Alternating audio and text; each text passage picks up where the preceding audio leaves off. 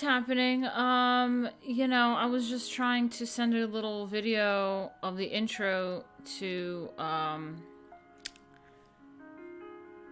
Instagram, get some more people in here, and I fucked it up, and it was too late for the intro. That's why it started to repeat itself a little bit. I couldn't make it happen, so I'm just gonna post a picture and say get into this right now. Let's see if I can find it. Come on, let me see. No, that was the duck legs I made the other day. They were fantastic. I made a duck confit. Alright. That'll have to do. Let's add a link, shall we? Join us on dlive.tv.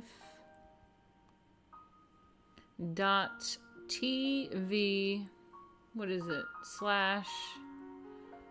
Martina Markota. Alright, that should do it. Send that shit to my story. Boom. Alright. Hey guys. Oh, hey Odin. Yeah, okay, great. Glad you found your way in here. Hope everyone's doing well. Hey, Mr. Wordsworth. Nice to see you. Hey. Hey, everybody. Yeah, if people are interested in figuring out how to donate, that would be fantastic. I made like $27 last week. And I haven't been streaming this week, so could use it. I gave like half. I don't have much money in my bank account, but you know, so it's, you know what? I'm not gonna say numbers, but it's too embarrassing. But I gave a lot of what I have in my bank account to just an impulsive thing. A friend of mine from college, my first college, like 20 years ago, almost 20 years ago, not quite. Almost. A few years off of 20 years. His father has leukemia, and he was doing a GoFundMe. And it just makes me incredibly sad to just see, you know, only a few $1,000s in the pot for this, you know, really lovely guy. He's what you'd call a redneck. It's from my Cobleskill days, if anyone knows Suni Cobleskill. And, you know, I've talked about it, my little sister also had leukemia, my baby sister, of 6. There's 6 of us all together, and the baby, the one that, you know, I like raised, much younger than me, she got leukemia and survived, and we had a GoFundMe for her as well, and, you know, the community came together. It's been a lot of support, and she survived and all sorts of stuff. So the leukemia thing is the cancer thing is definitely, particularly leukemia, is something that I feel very, very, you know, it resonates, and it's something that I wish I could do more charitable work for that sort of thing. So it's like the little bit of money I send him and the help and the tweeting, whatever, you know, I'm always asking for money, but, you know, it's to a good cause, and it's to things that personally affect, you know, it's something that I personally can, you know, what can I say? What's the right word? Not condone, but I endorse. It's something that I endorse. Hey, Steven. So yeah, there are these various things, and it was, you know, I felt like it's a way to give back. You know, people help my sister out, and a lot of, you know, my fans helped out with my sister. Friends, followers, whatever you call them. Fucking fans sound stupid. And so I just feel like it's one of those karmic things, which I don't like saying karma, because it's also like, it's not like in the next life. I don't know. It's one of those things where it's like people were good to me, and it's something that has affected me personally. So it's like, I wish I could give back, and I wish I could give more. So yeah. Anyway, whatever. My point is that I was donating to cancer funds when I couldn't really afford it. So if you want to, you know, help me out, and it will help others out as well, because there's the link on my Twitter. I'll put it in the description. There's also all sorts of various things that you can donate to, and I'll put the links out there, because you know, I wish I could do some more of these charitable things. I wish I was in the position to just be like a real housewife and I'm doing charities and benefits and things and raising money for these things that I actually really care about. So that would be great. It's tax deductible. So I'll put all the links in the descriptions to help out these people. But if you want to help me out directly, I mean, don't have cancer yet. I fear the day that happens, and then I'm asking for money for that. But yeah, hopefully I have good health insurance. But yeah, if you want to help me out, you can go to streamlabs.com/Martina Markota TV. That would be great. Thanks. Keep the links on Instagram as well. Yeah, that's true. That's true. I have to hydrate more often. I realized I'm really dehydrated when I put makeup on today because I'm just like dry and flaky. Anyway, hope you guys are well. I know a lot of people have been asking for... I hope the sound is okay. Does it sound alright? I know a lot of people have been asking, when are we going to do the etiquette streams again? I know. We have an art stream today. I think maybe tomorrow we'll do an etiquette stream. We'll be back to etiquette, which will be really fantastic. I'm really excited. We're still in the wedding section, so I stopped doing the etiquette streams a few months ago when I put my Big Mac computer, I love that. It just makes me think of like a McDonald's computer, a Big Mac. And,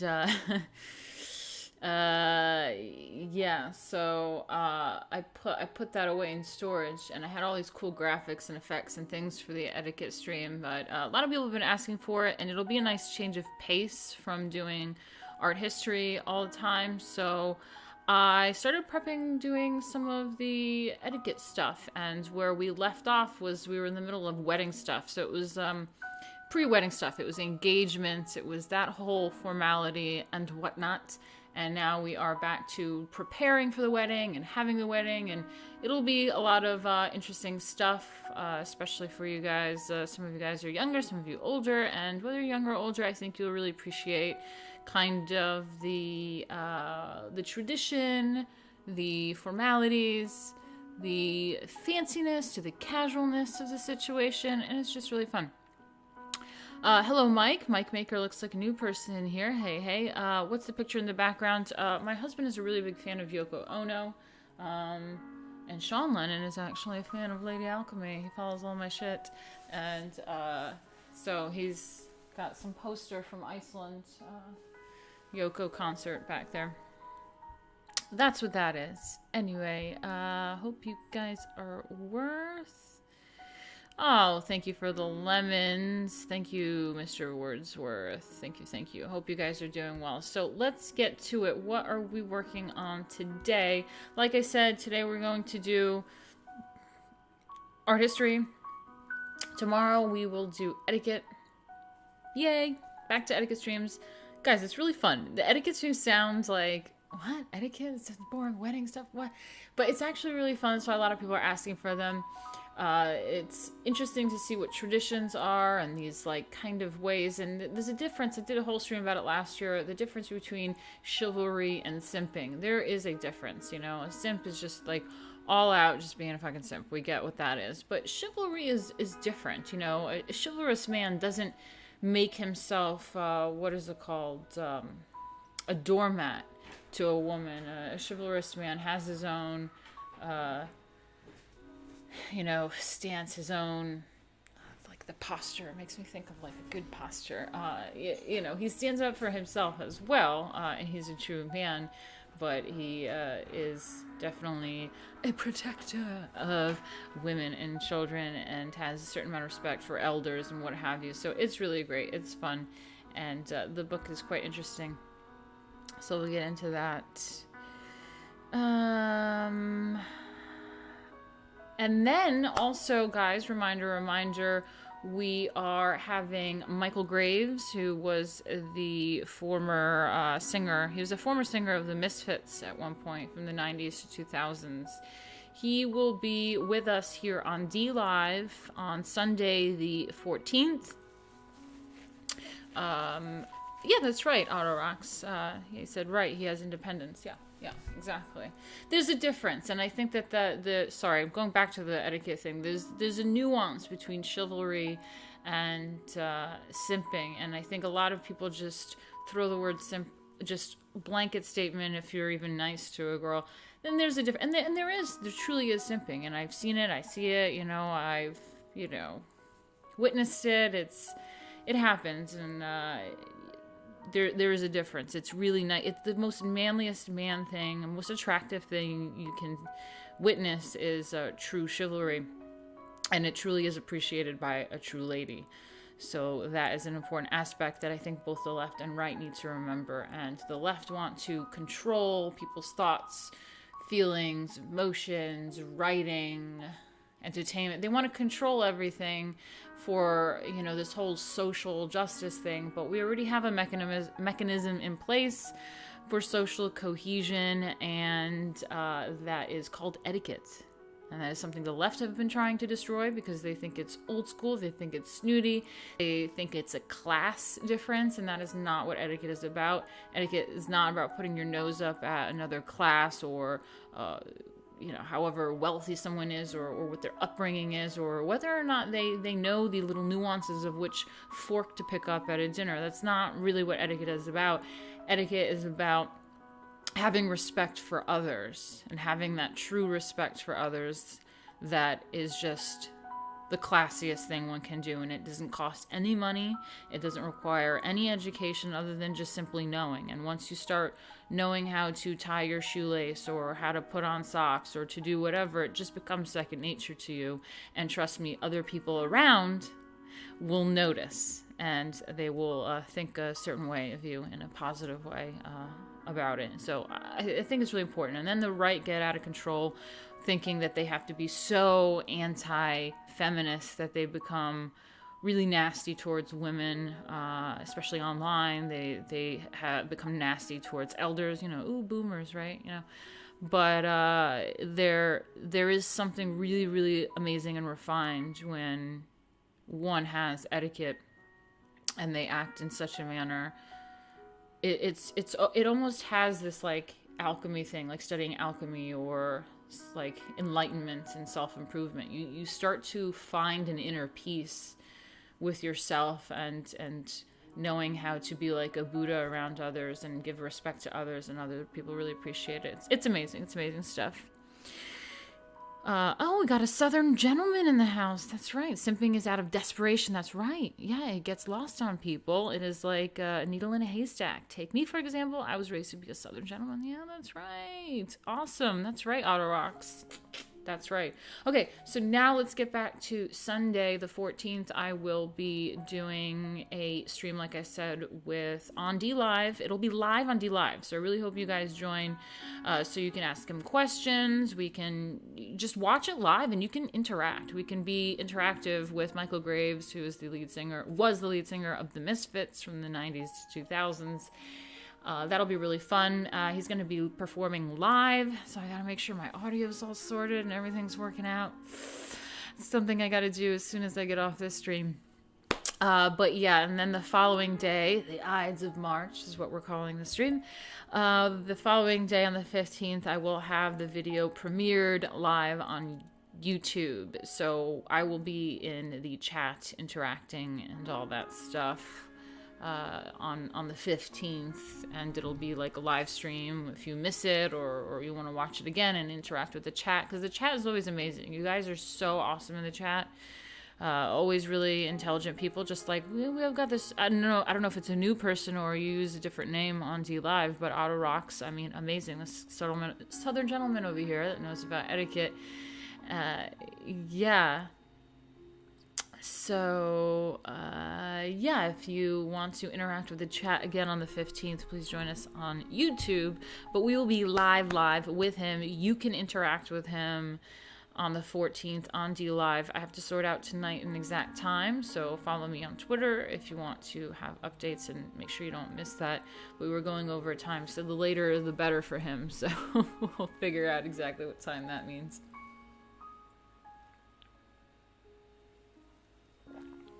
Awesome. Thanks, Autorox. All right, so let's get into the lesson today, shall we?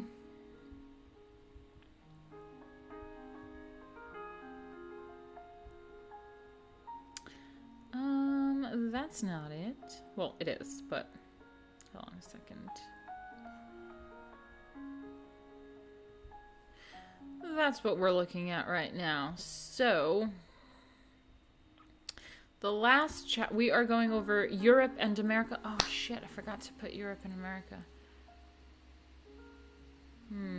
Let me update this. Oh well, fuck it. If people missed out on the stream, then they missed out. Whatever. It's Europe and America. 1700s to 1800s, we got the Rococo. We have the Enlightenment that we're about to get into. That's really fantastic. Let's just do a really quick wrap up of the last chapter, just so that we can kind of slide right in and kind of know where we're at for those of you that didn't join us last time. But last time we did Europe 1600 to 1700. And we have Italy and Spain. Let me turn down. Is this piano music a little too loud? Let me turn this down. It's kind of annoying me.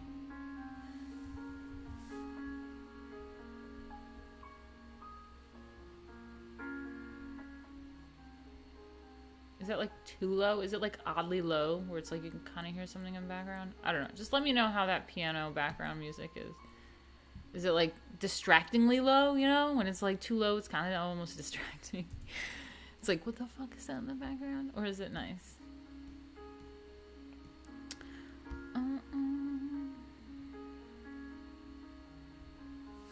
Alright.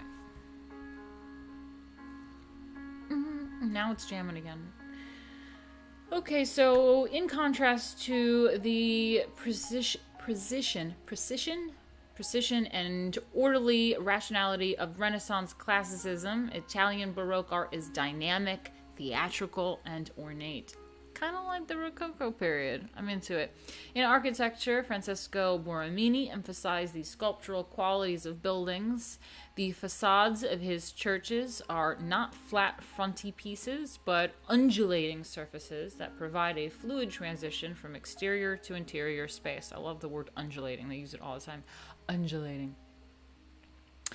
The interiors of his buildings pulsate with energy and feature complex domes that grow organically from curving walls.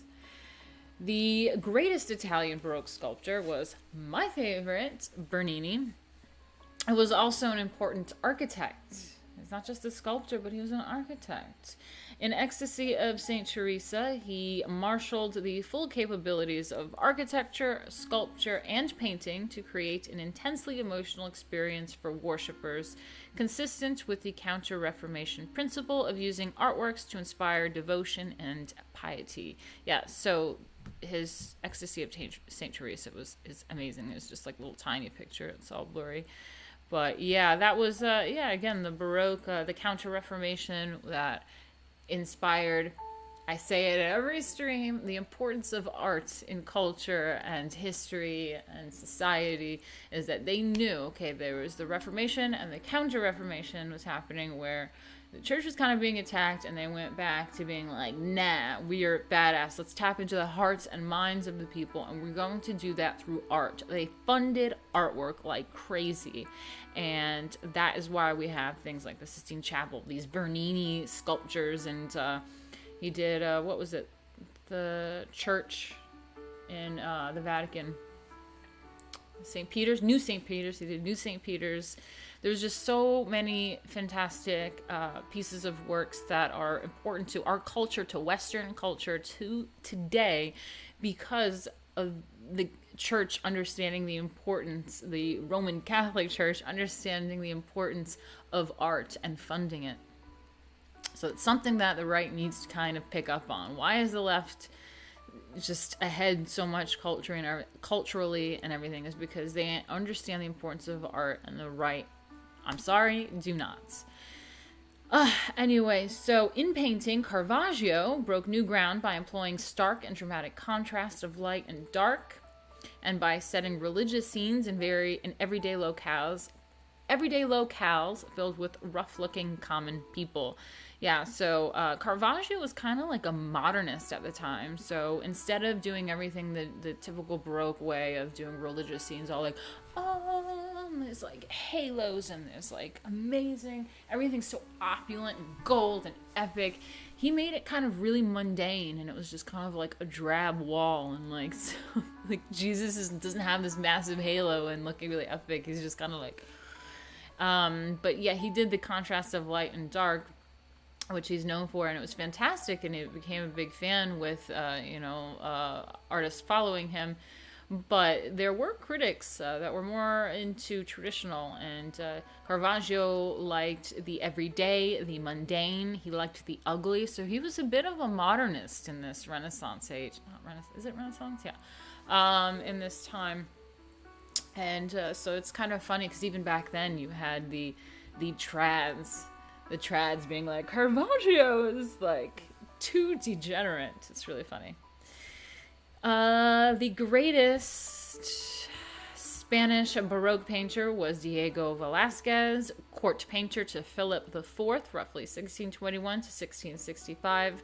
His masterwork, Las Meninas, is a celebration of the art of painting. It mixes true spaces, mirrored spaces, and pictures within pictures, which is this one. I'm sure most people are really familiar with it. Again, it's a tiny little version of it. Sorry about it. We went over it last chapter if you're super interested. But this is Velázquez himself, the artist, with his easel painting. That's not an easel. That's, what is it called? The palette. And this is a mirror of potentially the subject.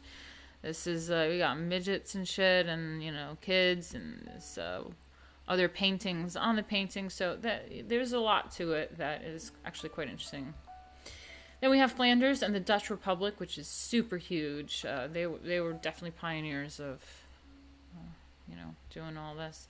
Let me just check in on you to make sure. Is my sound okay? Everybody's looking okay?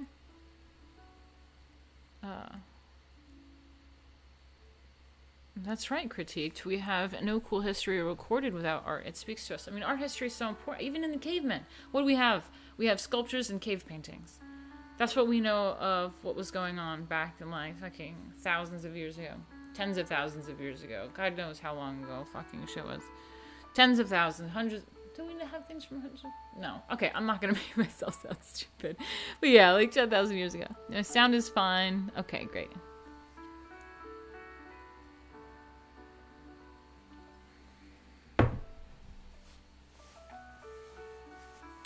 You don't see my actual screen. God damn it. Ugh. Thank you for that. Thank you for that. Okay, I was showing you guys this. We got Bernini's Ecstasy of St. Teresa in a really shitty, low quality version. Then we have the Las Meninas. Like I said, this is Velázquez with his, not an easel, it's a palette. And this is what he's working on. This is the mirror that has the potential subjects. I'm not exactly sure who's through that, but potentially the king and shit.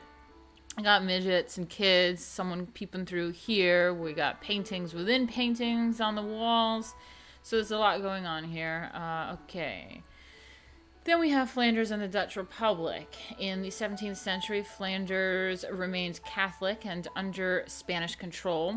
Flemish Baroque artist. Sorry, this piano just got a little intense. It needs to calm the fuck down. Hold up.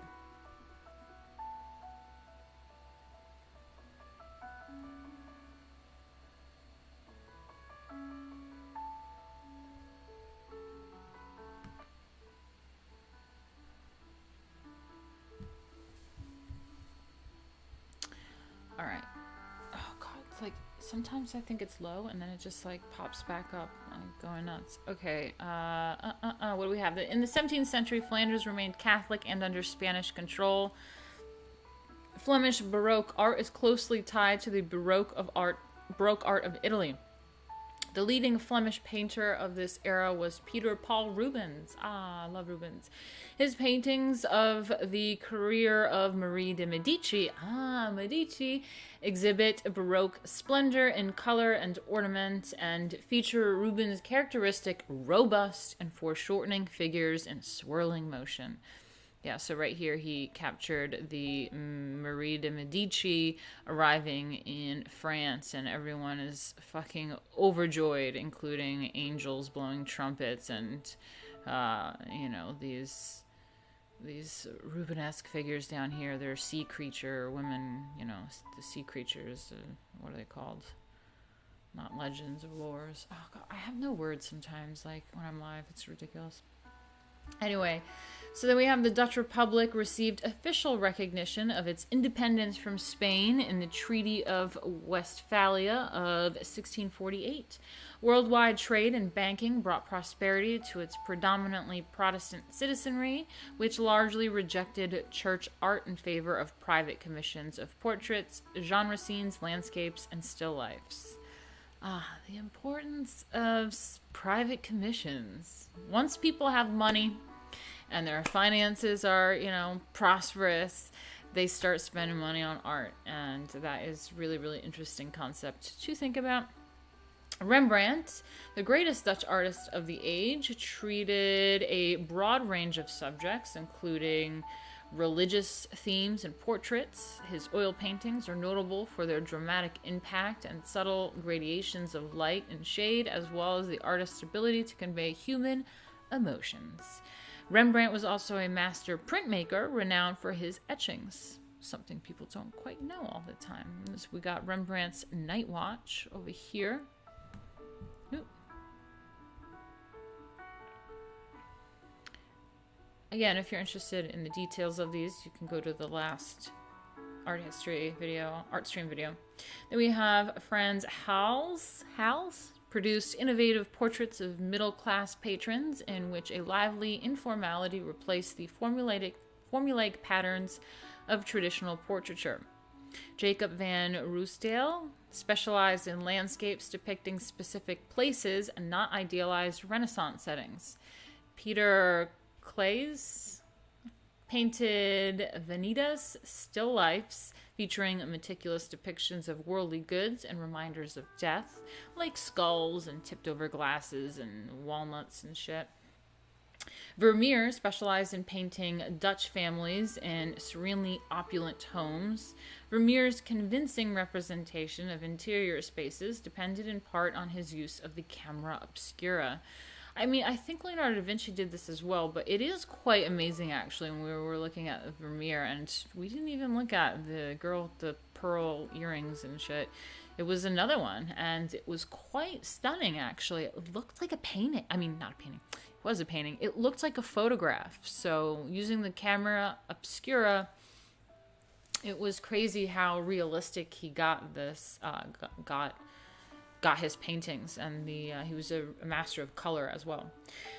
So then we have France and England. The major art patron in 17th century France was the Sun King Louis XIV, who built a gigantic palace and garden complex at Versailles featuring sumptuous,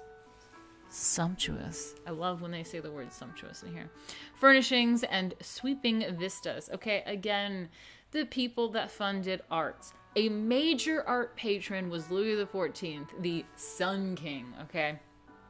So he understood the importance of art, architecture, and all that stuff, even if it was for vanity, painting his lovely calves and his portraits or making his, palace. He still, appreciated it and funded it. So, I mean, fucking kudos to that. And what else do we have here? Oh, yeah, I was telling you guys last time when we got into this subject, but this kind of goes very nicely, transitions into the etiquette streams, because if you also watch some of my old etiquette videos, like the original ones where it's edited and stuff, not a stream, I talk about how the etiquette was created, how it was invented, came to be. And it was from Louis IV, who during his whole Versailles shit, his Scotsman, he had was landscape guy who was a Scotsman, and he was really pissed off that all the courtiers kept just trampling over the lawns, and he kept asking the king to, sort this out. And so they put etiquettes, which means it's like little signs on the grass, basically keep off the grass, and it said keep within the etiquettes, So that was kind of how it started, and it was like a way of decorum, how to act and how to kind of behave, and then it just transitioned into what we know etiquette today, or what people don't know about it, but what it has turned into.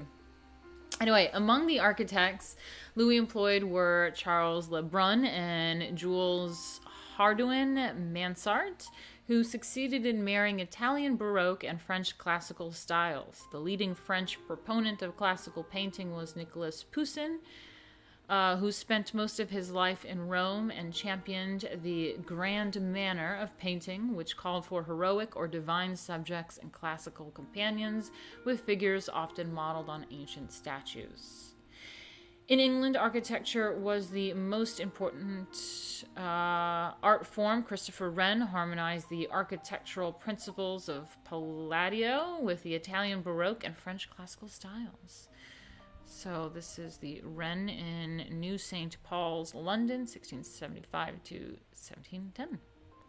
Okay, so now we can get into the next chapter properly, which is Europe and America, 1700s to 1800s, with the Rococo, the Enlightenment. And let's have a quick see at what we're looking at here.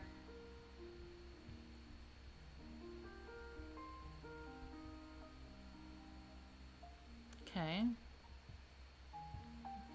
So we have this is the Jacques Germain Soufflot Pantheon, Saint Genevieve, Paris, France, 1755 to 1792.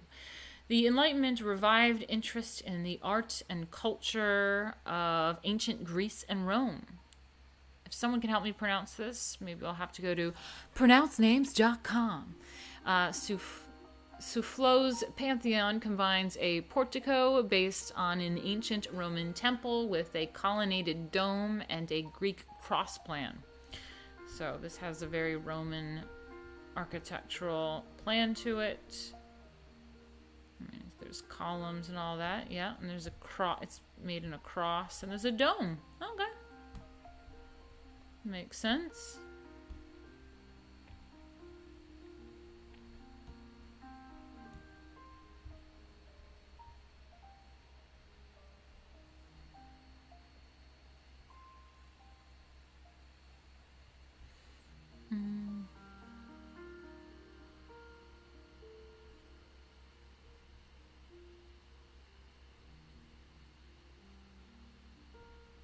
What happened to my sub button? I just now noticed. What?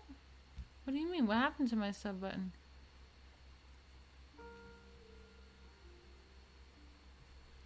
Okay. Thank you for that, Jay. Yeah, if you guys want to help me out and contribute, you can always go to streamlabs.com/Martina Markota TV. Thank you. Thank you. Let me just check in on what's going on here.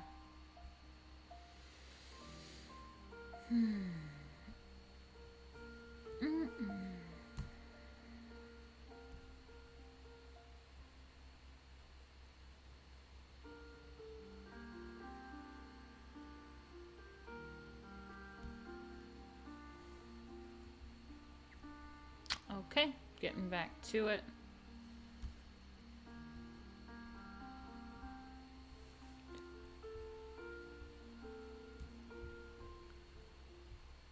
All right.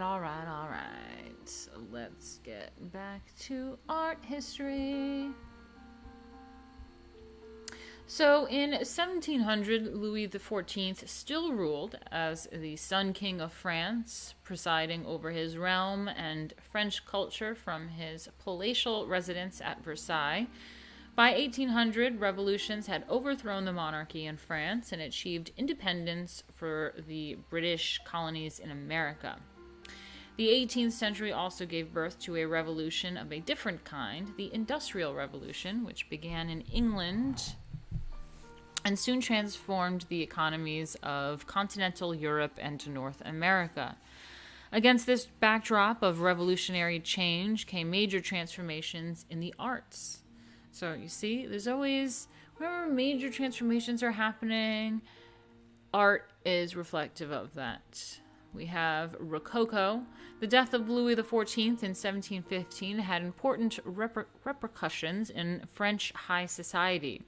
The grandiose palace-based culture of Baroque France gave way to a much more intimate and decentralized culture based in the elegant townhouses of Paris.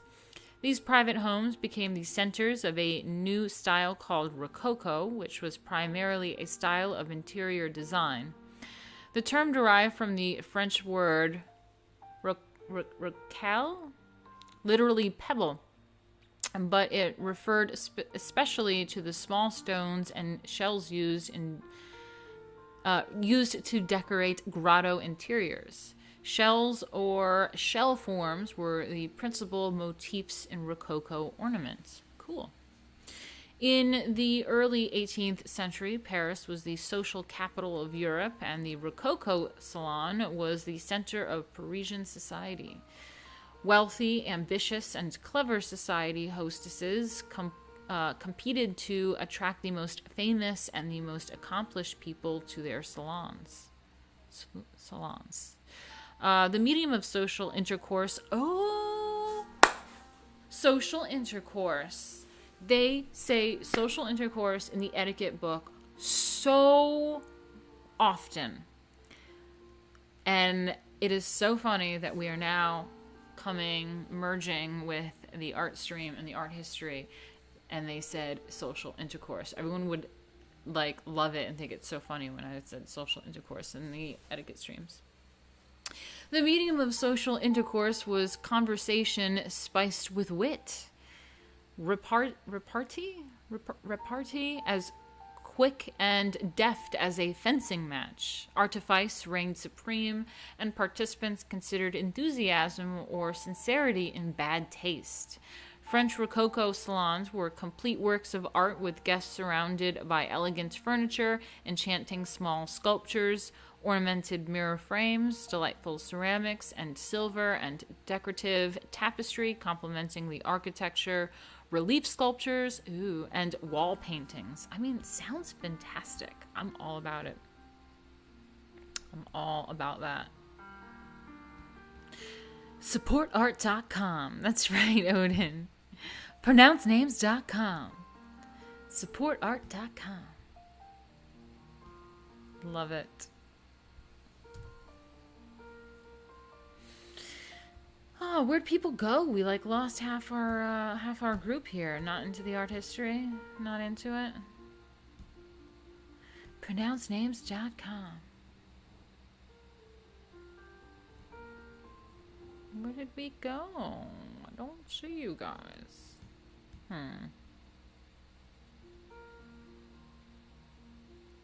10. We're down to 10 now? God damn it. God fucking damn it. Where'd you guys go? People weren't digging the art history stream? I thought we were having fun in here.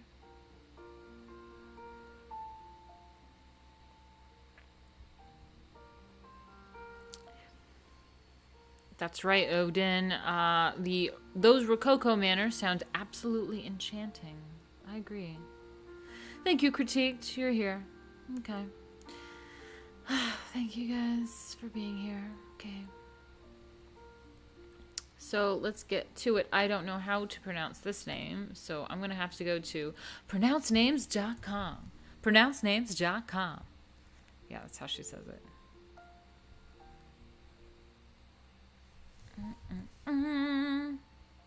We're doing art history for anyone popping in. Fun stuff. Pronounce.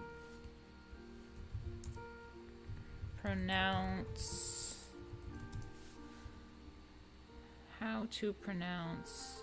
Howtopronounce.com. It's a different one. PronounceNames.com. Amalienburg. Amalienburg. Amalienburg. There's an alien in there. Amalienburg. Amalienburg. That's what I'm calling it. Amalienburg. Amalienburg. Amalienburg. That's how I'm saying it. So, now I can't stop seeing Amalienburg. Amalienburg. One of the finest examples of French Rococo interior design is, ironically, not in Paris, but in Germany. The Amalienburg is a small lodge the French architect François de Courville, 1695 to 1768, built in the park of the Nymphenburg Palace in Munich. Nymphenburg. The most spectacular room in the lodge is the circular Hall of Mirrors. Ooh, another Hall of Mirrors, like the Palace of Versailles. Let's see. Let's share it with you guys. Okay, it's not this one. That was the other one we just looked at in Paris.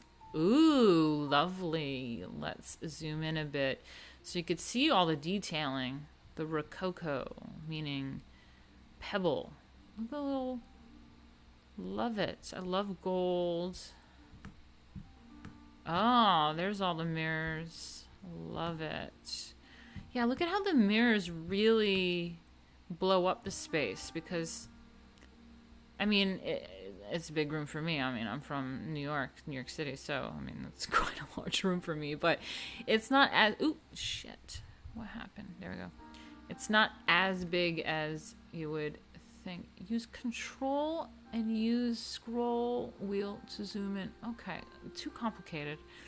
Yeah, so with windows and mirrors, it really opens the space up, you know, really ties the room together. Love it. I just love all this detailing. I wish we had better files for it so I could see more of the detailing. I love the little benches and tables. Love it. Okay, let's read about it a little bit more. So, yeah, this is, ironically, French Rococo in Germany. Nymphenburg Palace in Munich. The most spectacular room in the lodge is the circular Hall of Mirrors. Wait, let me make sure you guys can see it. Okay, you can see it. A silver and blue ensemble of architecture, stucco relief, silvered bronze mirrors, and crystal. The hall dazzles the eye with myriad scintillating motifs, forms, and figurations, and representation, and represents the Rococo style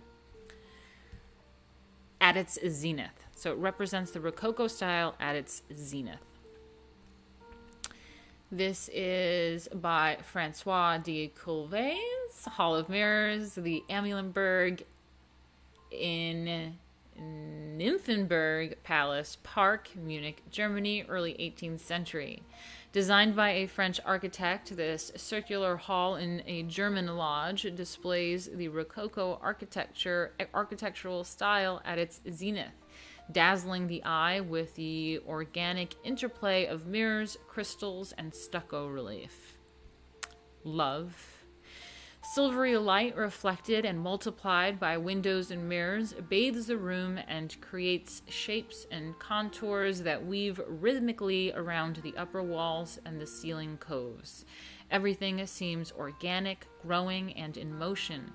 An ultimate refinement of illusion that the architect, artists, and artisans, all magically in command of their varied media, created with virtuoso flourishes. Love. Let me see if you guys have any comments on this. Rococo, let's go! I love that. I love that. Yes.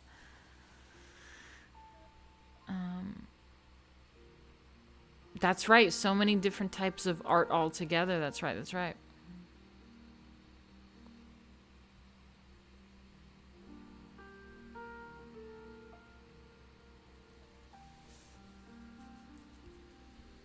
All right, let's get back to it. Rococo. Let's go. I'm going to bring you back to what I am looking at. So we have Antoine Watteau. I'm going to call him that. Anthony? Is that Anthony? Antoine. Anthony? The painter most closely associated with French Rococo is, I'm going to call him Watteau. 1684 to 1721. He was largely responsible for creating a specific type of Rococo painting called a fête galante, French for amorous festival. Well, amorous, so love festival? Translate the amorous part.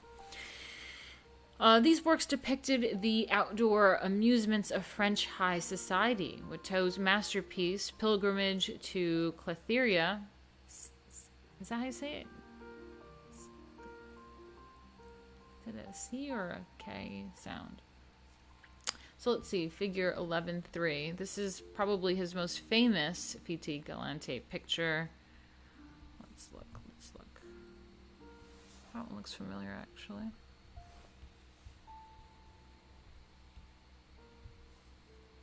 This guy.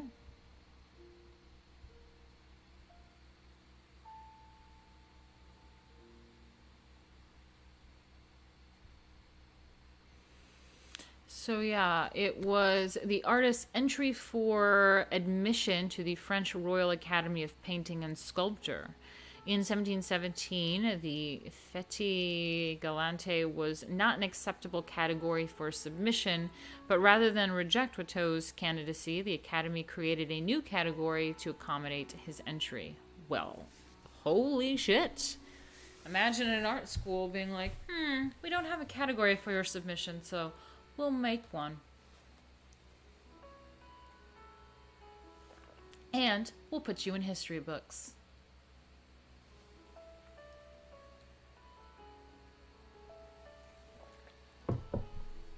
At the turn of the century, two competing doctrines sharply divided the membership of the French Academy. Many members followed Nicolas Poussin from the last chapter in teaching that form was the essential element in painting, whereas colors served only a decorative purpose.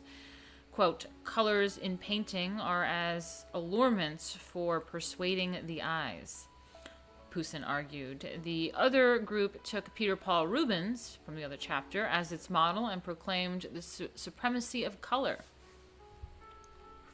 Depending on which doctrine they supported, Academy members were either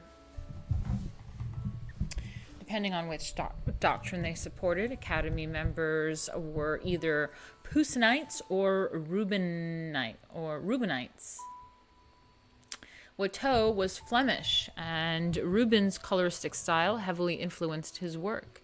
With Watteau in their ranks, the Rubenites carried the day, establishing Rococo as the preferred style of the early 18th century. Pilgrimage to Clotharia, which is what you're looking at now, portrays luxurious costumed lovers who have made a pilgrimage to Clotharia. Am I saying that right? The island of eternal youth and love, sacred to Aphrodite.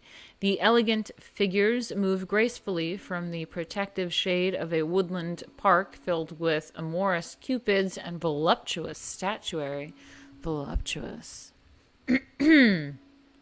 Watteau's figural poses blend sophistication and sweetness.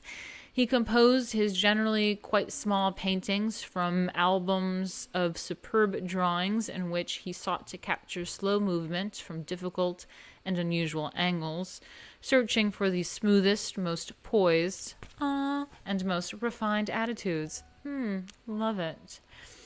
Watteau also strove for the most exquisite shades of color, defining in a single stroke the shimmer of silk at a bent knee or the iridescence that touches a glossy surface as it emerges from shadow.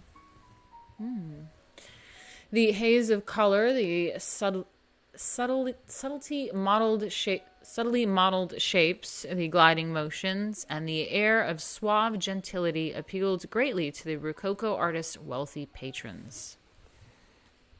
I'm into it. I'm into it. Looks like the Hudson Valley.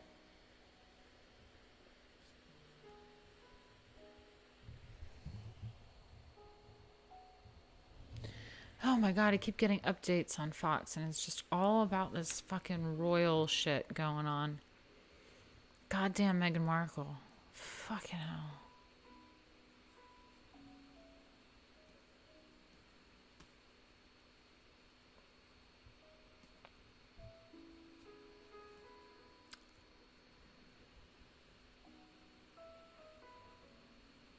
All right, so let me bring you to the next picture that we're talking about.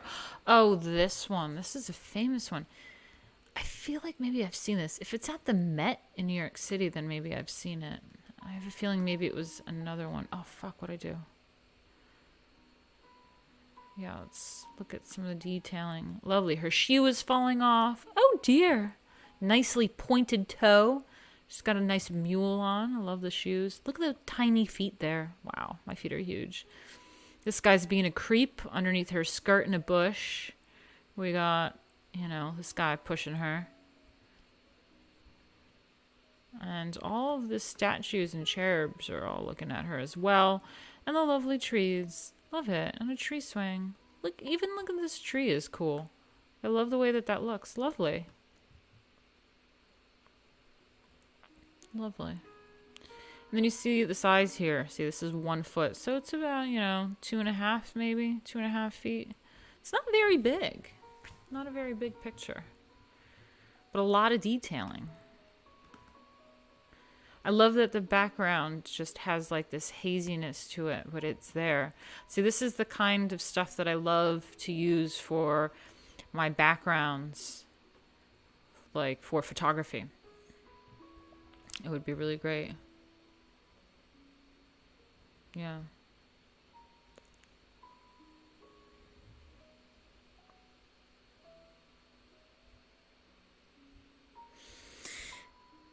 It's a fake. What's fake? Okay, so we have Jean-Honoré Fragonard? Fragonard. That's how I'm saying this French guy's name. Watteau died when he was only 37 years old. Fuck, that's scary. I'm in my mid-30s. But it always freaks me out when I see stuff like that. But Jean-Honoré Fragonard, 1732 to 1806, and others carried on the Rococo painting manner Watteau pioneered. In the swing, this figure that you are looking at right now, a young lady. Oh, wait a minute.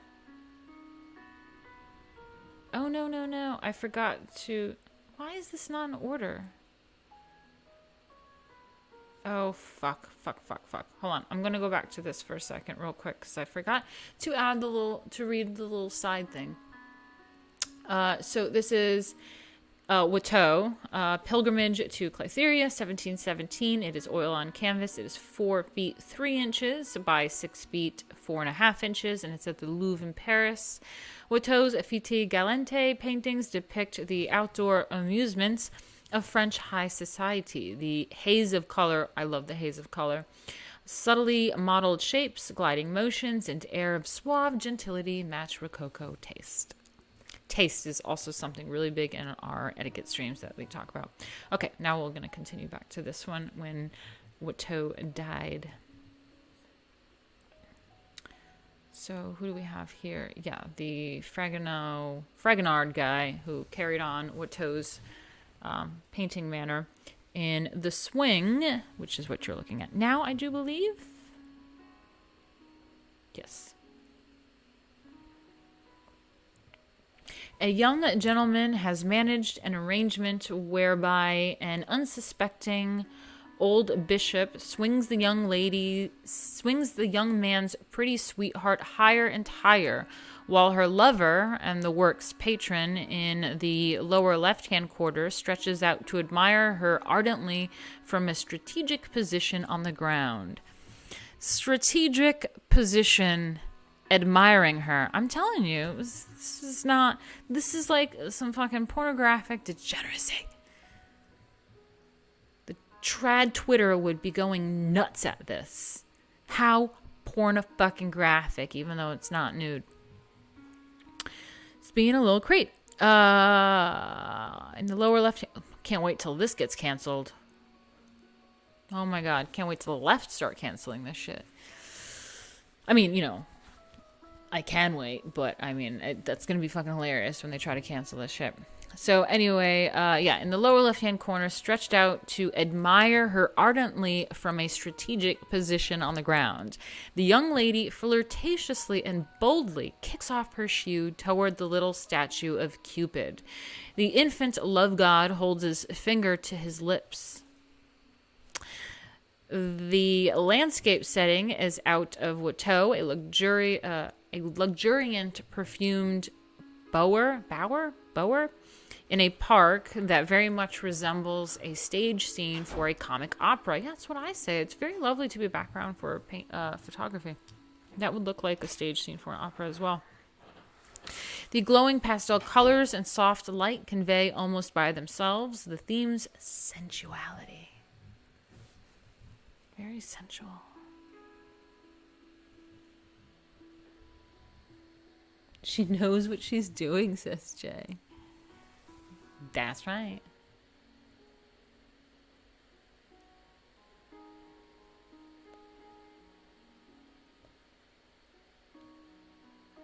This is a pretty lame upskirt, to be honest. Well, I think it's lovely. It's aesthetic porn. I'm all about the aesthetic porn. Remember when I like Preston's pegging conundrum? When I like critiqued his porn, I was like, okay, should have had better blinds behind him, or you could have done some cute-a-scudo and like put some light behind those blinds. Could have, you know, instead of a towel on the ground, like, you know, just make it a little bit better.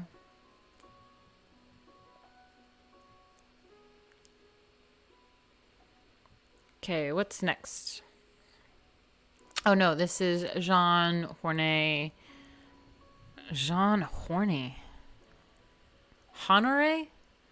Fragonard. The Swing, 1766. It is oil on canvas, 2 feet 8 5/8 inches by 2 feet 2 inches, and it's at the Wallace Collection in London. Okay, it's in London. I feel like there's something similar, but whatever. At the Met. The Met has all sorts of stuff. But anyway. Oh, it's not, because the one I'm thinking of is gigantic. This one's not that big. Yeah. And I think it has a Pan, the like horned humanoid goat guy. Anyway. In this painting, epitomizing Rococo style, pastel colors and soft light complement a sensuous scene in which a young lady flirtatiously kicks off her shoe at a statue of Cupid while her lover watches. That's kind of funny. I mean, it's ridiculous.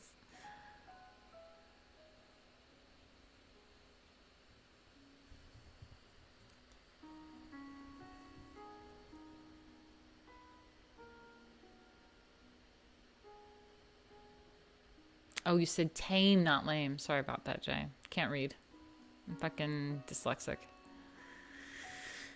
Okay, so let's get back to reading this, shall we? So we got Clodion. The Swing is a small painting. Indeed, Rococo was a style best suited for small-scale works that projected a mood of sensual intimacy in elegant salons.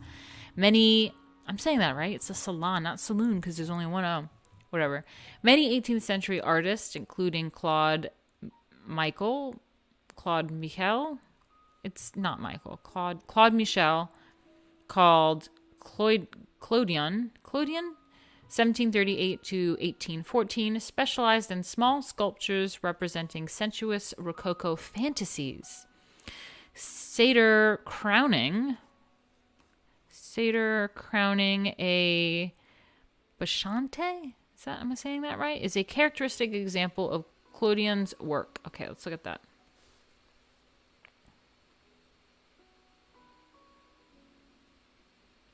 Hold up. There you go. Let's have a little detailed look of this. We got this satyr.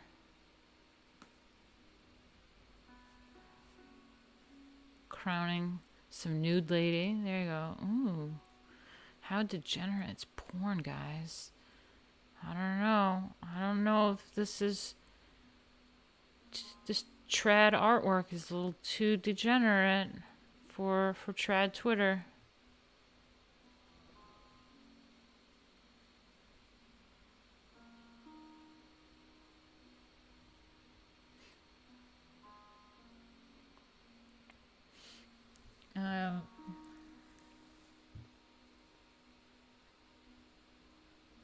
Yeah, that's true. That's true, Odin. Very good point. He says, I didn't notice the Cupid at first. Perhaps you could explain the stories and characters featured in art. Often ancient mythologies are deep, is what you wanted to say?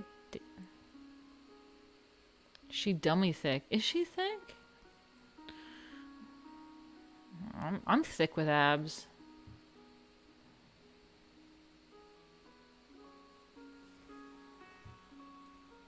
Here I am simping for a piece of marble. Hundreds of years old marble, too, Jay. Alright, let's read about it. This is by Clodion satire. Satyr crowning a Bashante? Am I saying that right, guys? 1770. It's terracotta, 1 foot 5 8" high, and it's at the Louvre in Paris.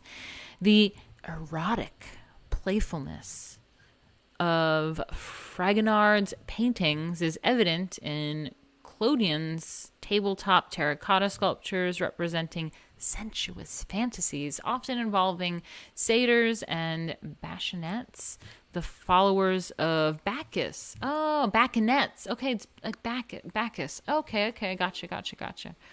Yeah, that stuff's really interesting. If you want to get into the Bacchus stuff, the cult of Bacchus is really fascinating, actually.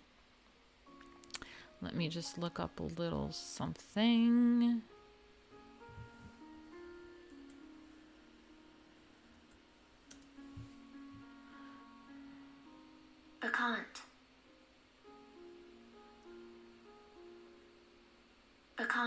Bacchant. Yeah. In Greek mythology, they were female followers of Dionysus and the most significant members of the... No, that's not it. What the fuck? They're just people... a priest, priestess, or follower of Bacchus. It's basically a priestess or female follower of Bacchus. Who was Bacchus? Bacchus was primarily known as the god of agriculture and wine, but was also associated with fertility, drama, and revelry. In regards to agriculture, he was depicted as a god of trees and forests and was often sought to help the orchards grow. Okay.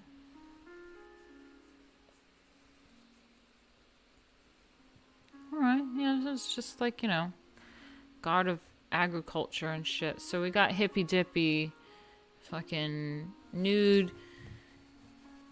We got nude, like, female kind of agriculture hippies, environmentalists and shit from back in the day. What else is new?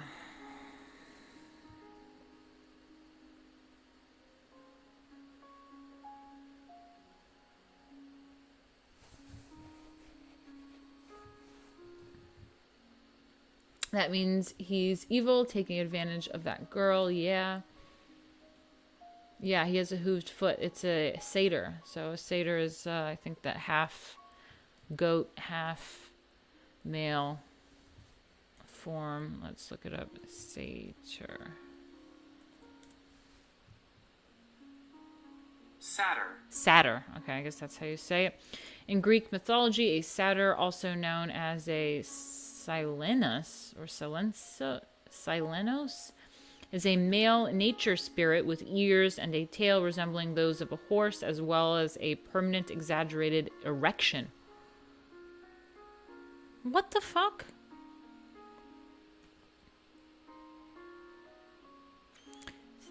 Satyr, creature, mythological creature of the wild, part man, part beast, who in classical times were closely associated with the god Dionysus.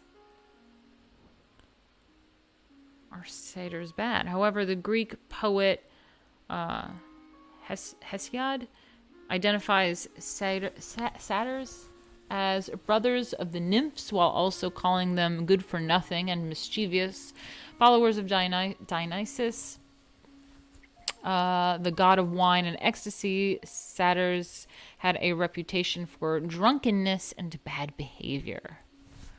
Okay, cool. It's very kinky stuff.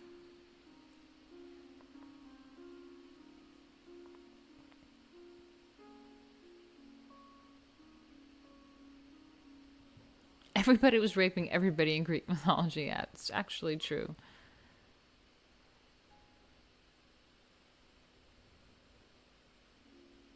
Very, very true. Let's continue. So, oh, then we have the Enlightenment. So let's have you join me over here. Damn, I'm getting hungry. Hungry.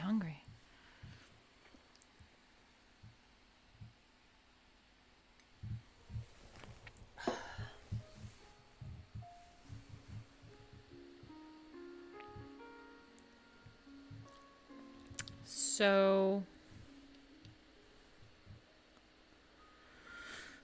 a major factor in the political, social, and economic changes that led to the revolution at the end of the 18th century was the Enlightenment. The Enlightenment was a new way of thinking critically about the world and about humankind, independently of religion, myth, or tradition. Wow, sounds like critical theory. The basis of Enlightenment thought was empirical evidence. Enlightenment thinkers promoted the scientific questioning of all assertions and rejected unfounded beliefs about the nature of humankind and of the world. I wonder what they felt about gender.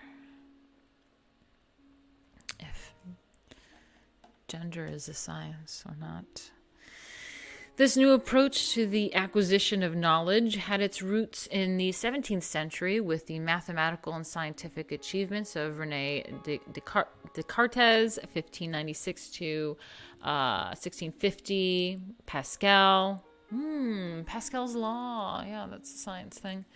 I studied math, so I know the math stuff. 1623 to 1662, Isaac Newton, my man. Newton was an alchemist.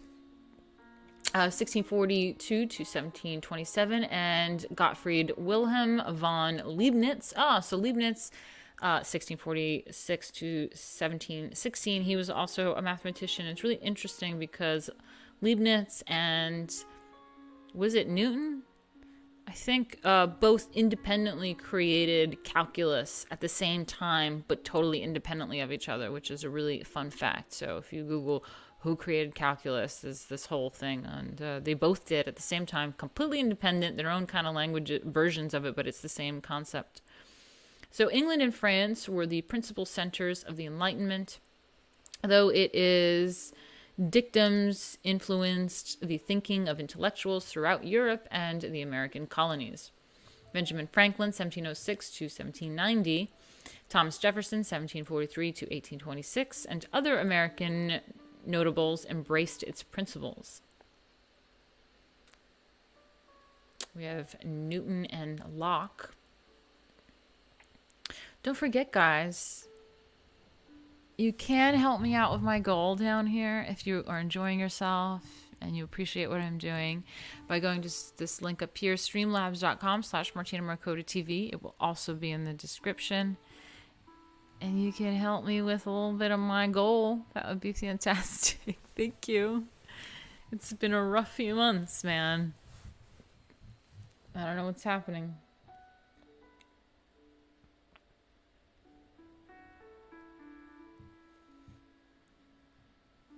All right, let's get back to it.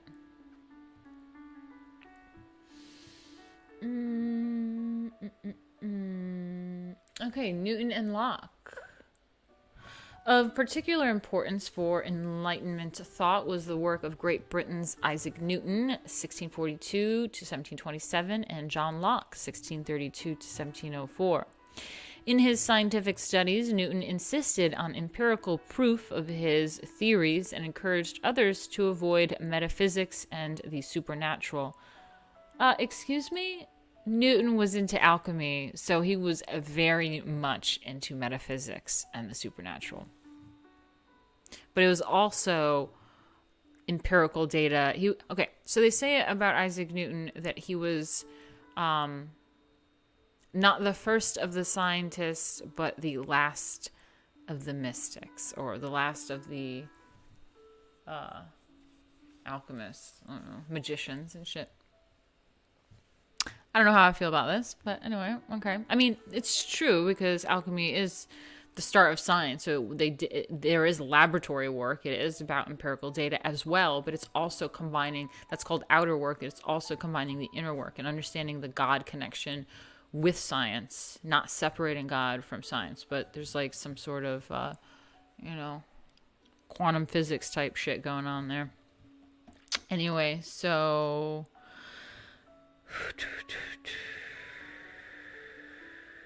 In his scientific studies, Newton insisted on empirical proof of his theories and encouraged others to avoid metaphysics and supernatural realms that extended beyond the natural physical world. I don't believe that.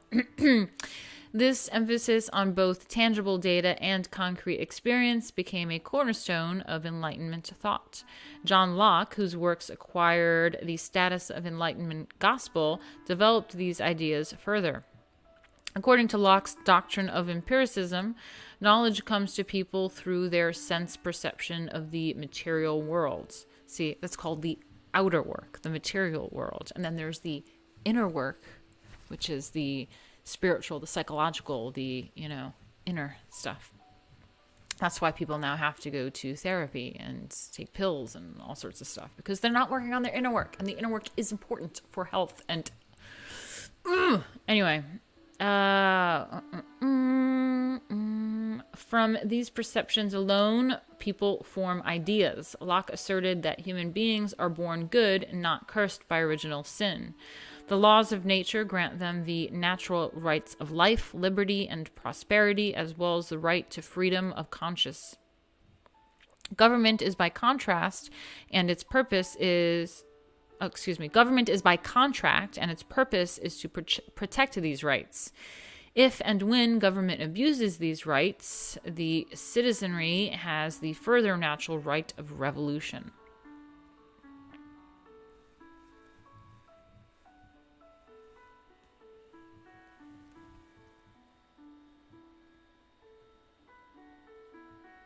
Oh, thank you for the follow, guys. Yeah, please follow. So then we have philosophies. Philosophies. The work of Newton and Locke also inspired many French intellectuals or philosophies. It's not how you spell philosophies. These thinkers conceived of individuals and societies at large as part of physical nature.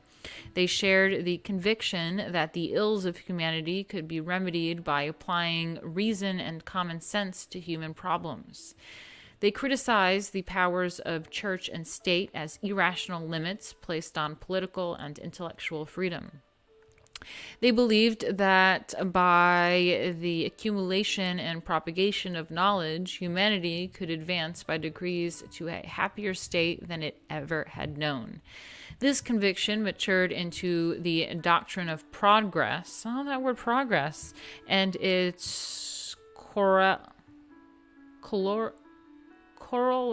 doctrine of the perfectibility of humankind. Animated by their beliefs in human progress and perfectibility, the philosophes took on the task of gathering knowledge and making it accessible to all who could read. Their program was, in effect, the democratization of knowledge.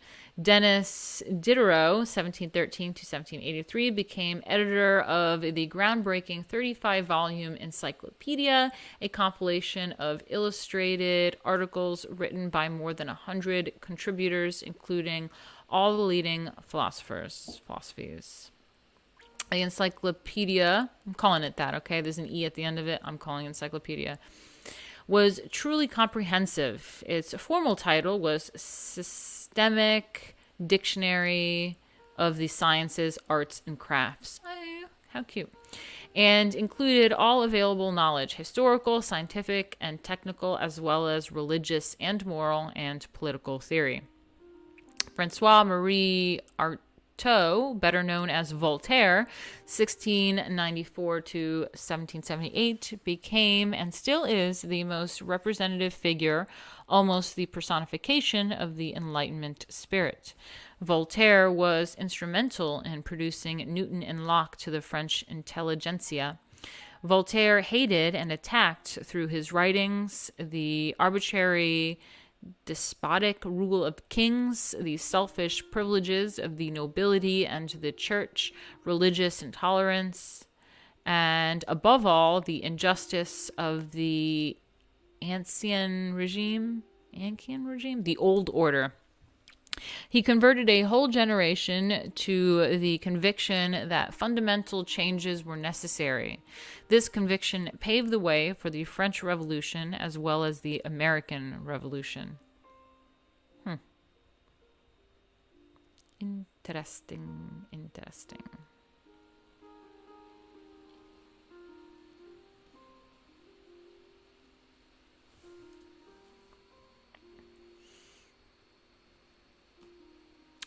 Let me just check on what's going on here.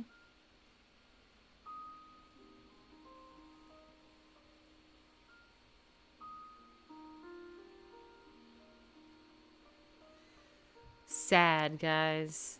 Sad. We got 8 viewers right now. Okay, if you guys are watching on YouTube, hello. I hope more is going on. I don't know. Last time D-Live, it was really popping in here for my stream, but it was pretty late, like towards the end of my stream. It got pretty crazy. But, yeah. I hope you guys are doing well. If you're watching on YouTube, thank you very much. I'm probably in the chat with you. You can also contribute. Don't be afraid to send a super chat or a Streamlabs. It's still working. You can send us Streamlabs anytime. Even if I'm not streaming. You can send it anytime, guys. It works. All right, let's get back to it. So we have Joseph Wright.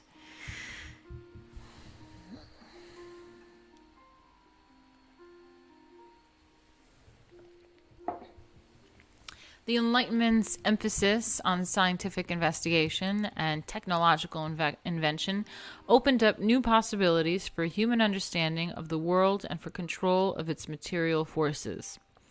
Research into the phenomena of electricity and combustion, along with the discovery of oxygen and the power of steam, had enormous consequences. Steam power as an adjunct to, or replacement for, human labor marked a new era in world history, beginning with the Industrial Revolution.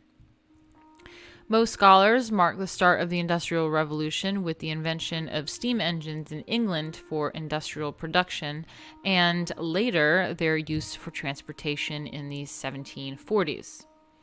The fascination technological progress held for ordinary people as well as for the learned is the subject of a philosopher giving a lecture at the orrery.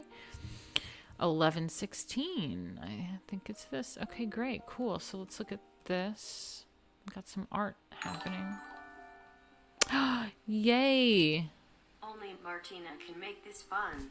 The most talented and beautiful woman alive today. Thank you for that. Thank you, thank you. Yay! Gotta work, but thanks for the stream. All right, well, you can always check it out tomorrow, and I'll be in the chat, so it's still kind of live, and I'm replaying this one, so no worries. No worries. Thank you so much. It really means a lot, guys.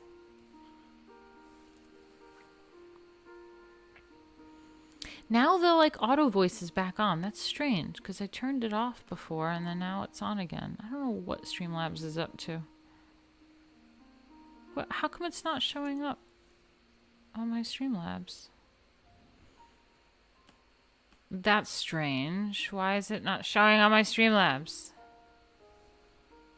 I'm really confused by this. How come it's not showing up for me? My super chat is working again. Is this like a weird hack? What's happening? It's not showing up on my end. Ugh!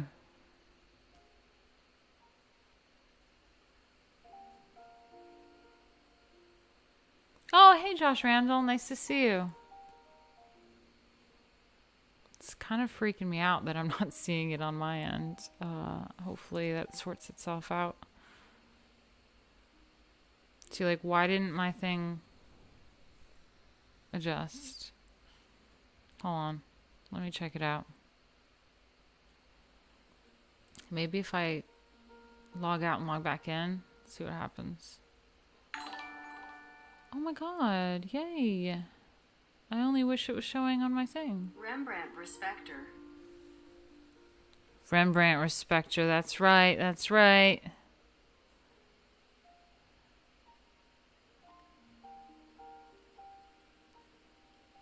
Thank you, Josh Randall. You're the best. Nice to see you in here. I'm just gonna see what's going on with my Streamlabs because I'm not seeing anything changing with my graph.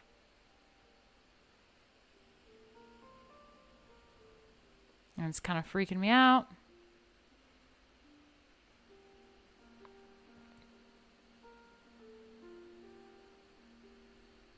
I don't know.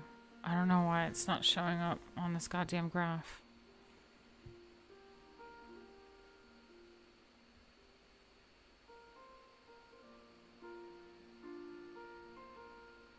And I have no email saying that anything came in. Oh god, go figure. Hopefully that sorts itself out.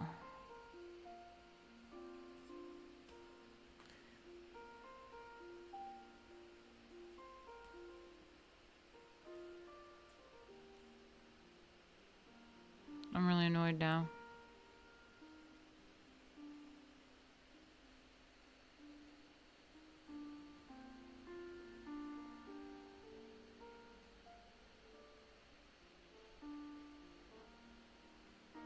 Come on, Streamlabs, why don't you work? It says 0.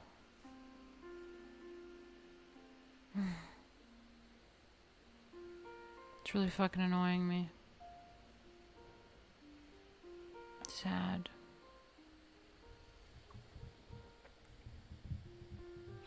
Propagating this historic knowledge is a noble thing, Martina. Thank you. Thank you, guys.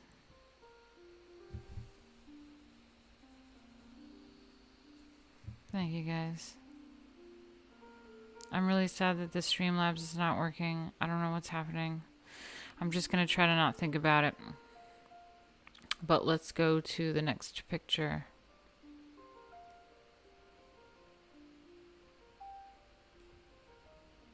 Here's the next picture.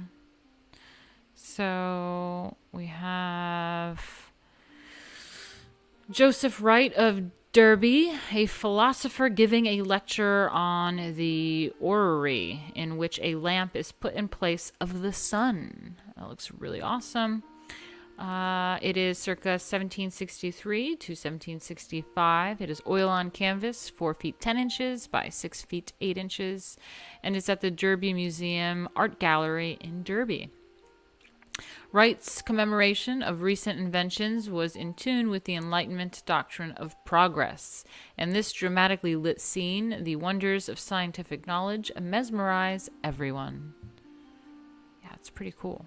I dig.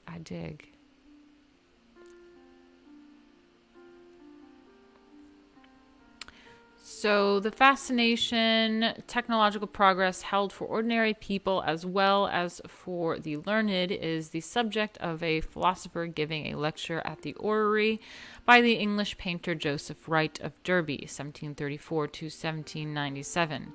Wright specialized in painting dramatic candlelit and moonlit scenes. He favored subjects such as the orrery demonstration, which could be illuminated by a single light from within the picture. In the painting, a scholar demonstrates a mechanical model of the solar system called an orrery, in which each planet, represented by a metal orb, revolves around the sun, a lamp, at the correct relative velocity.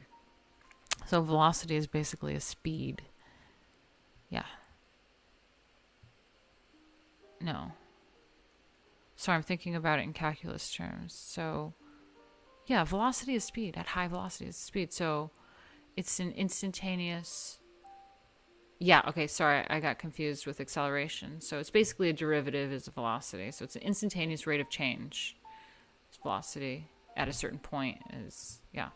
And then a double derivative, which is a rate of change, is acceleration. Okay. Sorry, getting nerd autism levels when I saw the word velocity. Triggered. Okay, so light from the lamp pours forth from it in front of the boys silhouetted in the foreground to create dramatic light and shadows that heighten the drama of the scene. Odd children crowd close to the tiny orbs that represent the planets within the arching bands that symbolize their orbits. An earnest listener makes notes, while the lone woman seated at the left and the two gentlemen at the right look on with rapt attention. The wonders of scientific knowledge mesmerize everyone in the painting. Wright elevated the theories and inventions of the Industrial Revolution to the plane of history painting. Cool.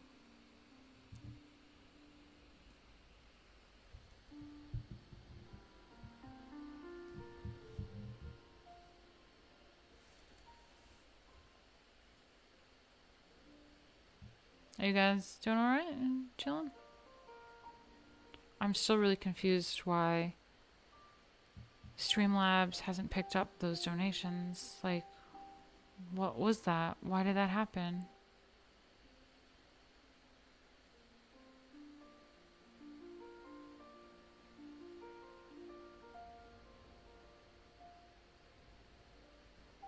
Why? Why is this happening to me?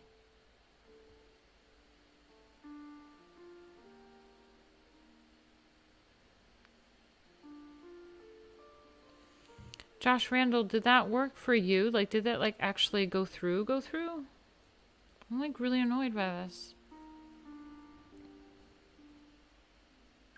So then we have Rousseau. Let me just bring you to what I am reading currently.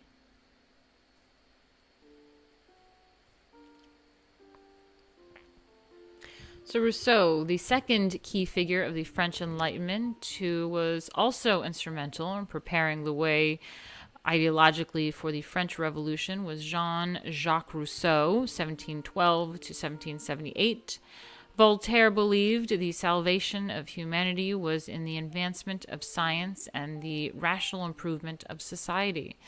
In contrast, Rousseau declared that the arts, sciences, society, and civilization in general had corrupted natural man. According to Rousseau, man by nature is good. He is depraved and perverted by society. He rejected the idea of progress, insisting that our minds have been corrupted in proportion as the arts and sciences and redo this. He rejected the idea of progress, insisting that, quote, our minds have been corrupted in proportion as the arts and sciences have improved.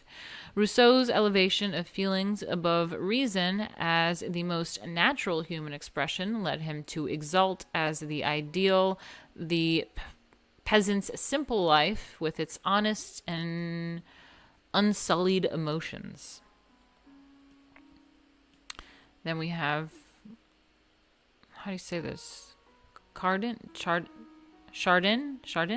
Rousseau's influential views caused both artists and public to turn away from the Rococo sensibility in art in favor of the natural, as opposed to the artificial and frivolous. Jean-Baptiste Chardin, 1699 to 1779, painted quite quiet scenes of domestic life, which offered opportunity to praise the simple goodness of ordinary people, especially mothers and young children who in spirits, occupation, and environment live far from corrupt society.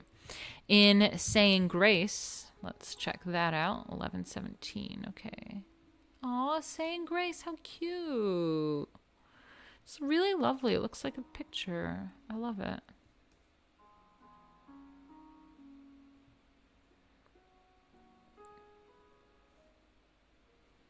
Saying Grace with the kitties.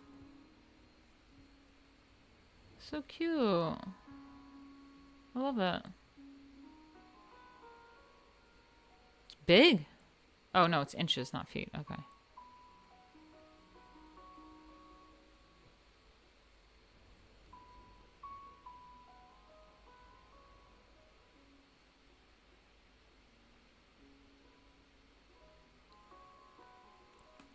So this is Jean-Baptiste Simeon Chardin, Saying Grace, 1740, oil on canvas, 1 foot 7 inches by 1 foot 3 inches, and it's at the Louvre in Paris. Consistent with the ideas of Rousseau, Chardin celebrated the simple goodness of ordinary people, especially mothers and children who lived in a world far from the frivolous Rococo salons of Paris. So here he ushers the viewer into a modest room where a mother and her small daughters are about to dine. The mood of quiet attention is at one with the hushed lighting and mellow colors and with the closely studied still life accessories whose worn surfaces tell their own humble domestic history. The viewer witnesses a moment of social instruction when mother and older sister supervise the younger sister in the simple poise ritual of giving thanks to God before a meal. The simplicity of the composition reinforces the subdued charm of the scene, with the three figures highlighted against the dark background. Chardin was the poet of the commonplace and the master of its nuances. A gentle sentiment prevails in his pictures, an emotion not contrived and artificial, but born of the painter's honesty, insight, and sympathy. Chardin's paintings had wide appeal even in unexpected places. Louis XV, the royal personification of the Rococo in his life and tastes, once owned Saying Grace. Wow. Interesting. Then we have this self-portrait right here, which is quite stunning. Look at that lighting. It's very lovely. It's got like a ring light. That's like some selfie lighting. Yeah, portrait. It is a selfie. It's a self-portrait. Okay, it's the original selfie. Okay, girl.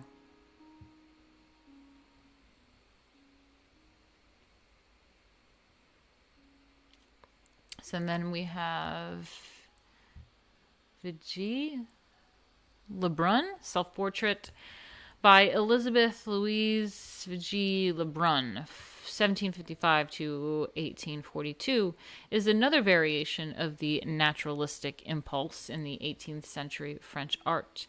The artist pauses in her work to look directly at the viewers and return their gaze. Although her mood is lighthearted and her costume's detail echo the serpentine curve Rococo artists and wealthy patrons loved, nothing about Lebrun's pose or her mood speaks of Rococo frivolity. Here is the self-confident stance of a woman whose art has won her an independent role in society. She portrayed herself in a close-up, intimate view at work on one of the portraits that won her renown, that of Queen Marie Antoinette, 1755 to 1793.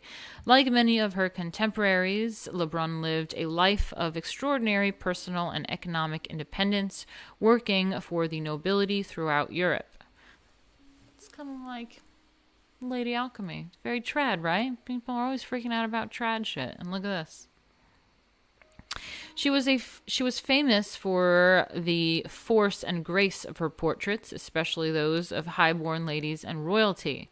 She was successful during the age of the late monarchy in France and was one of the few women admitted to the Royal Academy of Painting and Sculpture.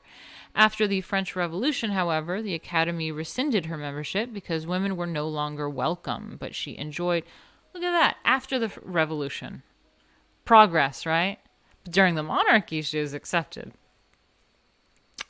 I don't know. I have no opinion about that. I mean, it's all great history. The revolution, whatever, it's all worthwhile. But I'm just saying, making a point of that, very interesting, of this whole progress, kind of thing. And then they rescinded her application because women were no longer welcome. That's progress. Anyway, so after the French Revolution, however, the Academy rescinded her membership because women were no longer welcome, but she enjoyed continued success owing to her talent, wit, and ability to forge connections with those in power in the post-revolutionary period. Interesting.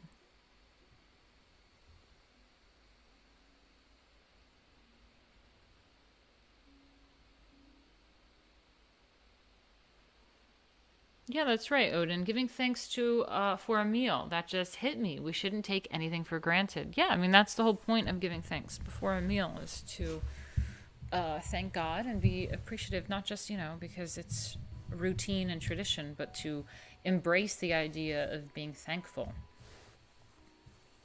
Yep. All right, well, it's been 2 hours, so I'm going to just end it there anyway, but let's see. Yeah, we're gonna get back to Etiquette stream, which I think should be kind of fun. People have been asking for it, and I'm ready for it. It's nice to have a little something different to do. And then, like I said, there's gonna be that interview with Michael Graves on Sunday, and will be premiered live on Monday as well. So you can join us live to ask questions, to engage and be interactive, or you can join us in the chat on Monday. Okay.